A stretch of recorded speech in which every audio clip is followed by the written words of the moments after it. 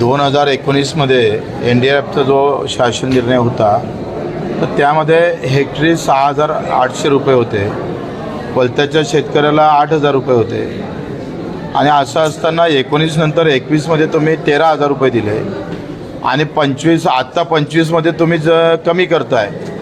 19मध्ये जेवढे पैसे दिले तेवढे जर तुम्ही 25मध्ये देत असाल आणि मधातल्या काळात सांगली साताऱ्याला तुम्ही 13,000 रुपये देत असाल तर याचं लॉजिक सरकारनं सांगितलं पाहिजे ना. तर काय असं कारण आहे का आम्ही हे पैसे कमी देतो आहे?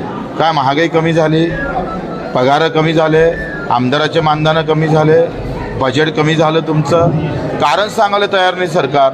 का मागच्या 5 वर्षापेक्षा यावर्षी पैसे कमी का? वाढायला पाहिजे ना. महागाई वाढली, बियाणं वाढलं, खतं वाढले, खर्च वाढला, पण अनुदान मात्र कमी देतं आणि त्याच्यामुळे त्याचा निषेधच केला पाहिजे. आम्ही शेतकरी म्हणून ज्या दिवशी जगता येईल. काय झालं, हे काही जरी असलं तरी महापार्टीचं सरकार आहे म्हणून बोंबलू नको. ही जी भावना शेतकऱ्याच्या पोरेमध्ये आली तिथं तो शेतकरी मेलाय.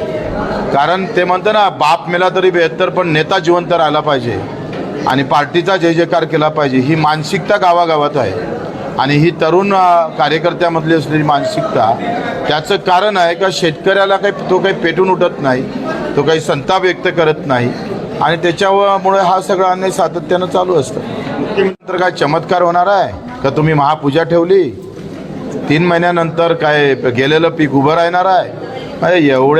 एवढा बनवा बनवी मुख्यमंत्री तर मी आयुष्यात पाहिला नाही.